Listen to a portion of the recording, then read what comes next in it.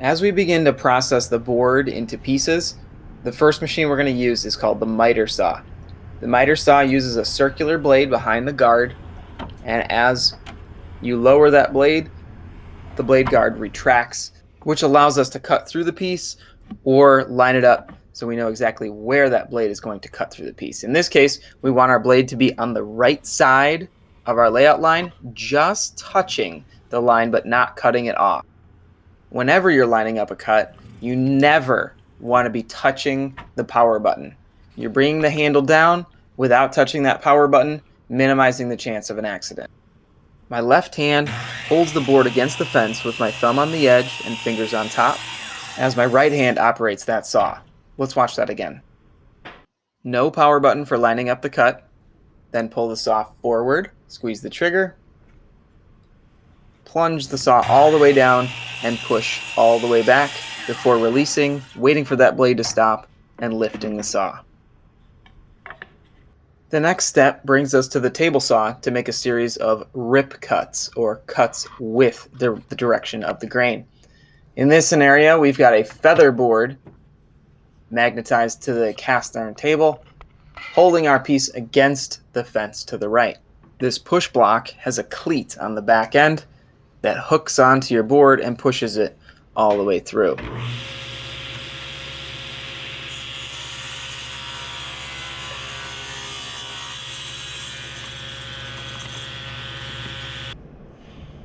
For the next rip cut, we'll adjust the fence to 2 1/4, meaning that's the exact distance between the saw blade and the fence. We'll lock that down, adjust our feather board, and start that cut.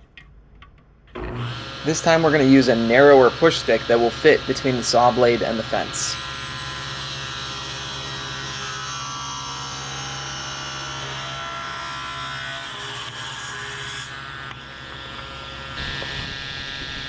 After the wood passes the saw blade, it passes under something called an anti-kickback finger. Those fingers allow the wood to slide easily in one direction, but not in the opposite direction.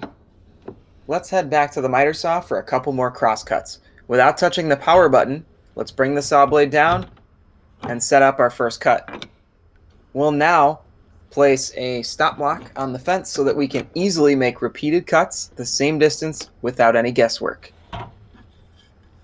We'll stack both pieces to save time. Whenever you're using a stop block, it is absolutely crucial that after making that cut, you let the blade come to a 100% stop before lifting it. Otherwise, you could eject the pieces across the room, putting yourself or someone else in danger.